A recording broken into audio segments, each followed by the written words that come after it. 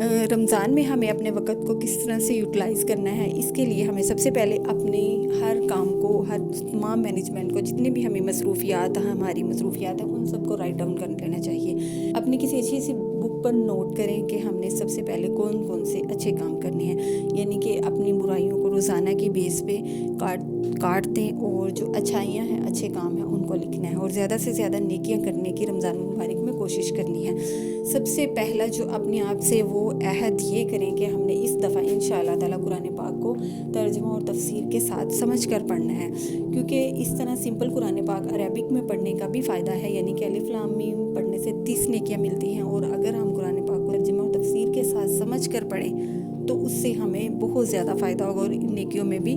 7 گنا زیادہ اضافہ ہو جاتا ہے۔ اور پھر یہ یعنی کہ اس کے اثرات اتنے اچھے ہوتے ہیں کہ اگر قرآن پاک کو ترجمے کے ساتھ اگر آپ ایک دفعہ بھی پڑھ لیں تو آپ کی زندگی بدل جاتی ہے۔ آپ کے جو زندگی کے معاملات ہیں، اللہ تعالیٰ سے جو تعلقات ہیں وہ بھی، اور دنیا سے جو تعلقات ہیں وہ بھی ایک دم سے آپ کو موزانہ طور پہ تبدیل ہو جاتے ہیں، اور پھر آپ کوشش کرتے ہو کہ ہم قرآن پاک کے مطابق، اللہ تعالیٰ کے احکامات کے مطابق اور اطاعت رسول کے مطابق زندگی گزاریں۔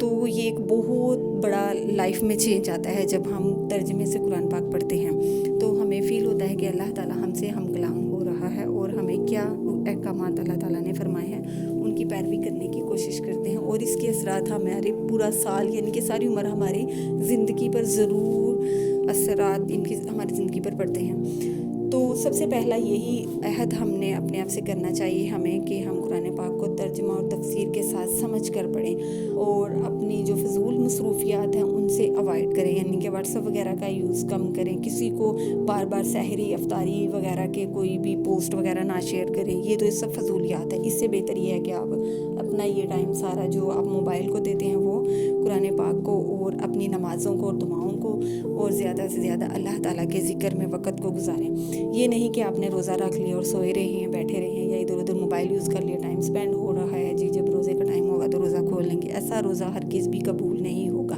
اس کی کوئی گارنٹی نہیں ہے کہ یہ آپ کا روزہ ایکسیپٹیبل ہوگا۔ روزے کے لیے آپ کا روزہ آنکھوں کا، زبان کا، ناک، کان یعنی کہ پورے جسم کا بھی آپ کا روزہ ہوتا ہے۔ تو آپ کو خیال رکھنا ہے کہ روزے کے دوران آپ نے کوئی بھی کسی قسم کی برائی، غیبت وغیرہ، کسی کی چغلی یا کوئی بھی فضولیات سے اوائڈ کرنا ہے، اور زیادہ سے زیادہ آپ نے نفلی عبادات کو پر توجہ دینی ہے، قرآن پاک پر توجہ دینی ہے، اس کے ایک ایک حروف پر توجہ دینی ہے، اور دورہ قرآن تو ضرور آپ لوگوں نے سننا ہے۔ کافی زیادہ ہمارے جو اسکالرز ہیں وہ رمضان المبارک میں بہت زیادہ لوگوں کو پرووائڈ کرتے ہیں، فری آف کاسٹ دورہ قرآن کرواتے ہیں، تو ان کو ضرور جوائن کرنا چاہیے۔ آپ جس کو مرضی اسکالر کو کر لیں، جو آپ جس کو آپ لائک کرتے ہیں اسی کو آپ لوگ جوائن کریں، اور انشاءاللہ تعالیٰ یہ دورہ قرآن سے بھی آپ کی زندگی پر بہت زیادہ اچھے اثرات پڑتے ہیں۔ اور کوشش کرنی ہے کہ اللہ تعالیٰ سے اس رمضان المبارک میں ہم نے اپنے تمام گناہوں کی معافی مانگنی ہے، اور اپنی دعاؤں کو ضرور اللہ تعالیٰ سے قبول کروانا ہے۔ وہ اسی شرط میں ہوگا کہ جب اللہ تعالیٰ کو آپ راضی کریں گے۔ اللہ تو ہمیشہ ہم سے راضی ہی رہتا ہے، لیکن ہم لوگ ہی ہیں جو نہیں سمجھ پاتے۔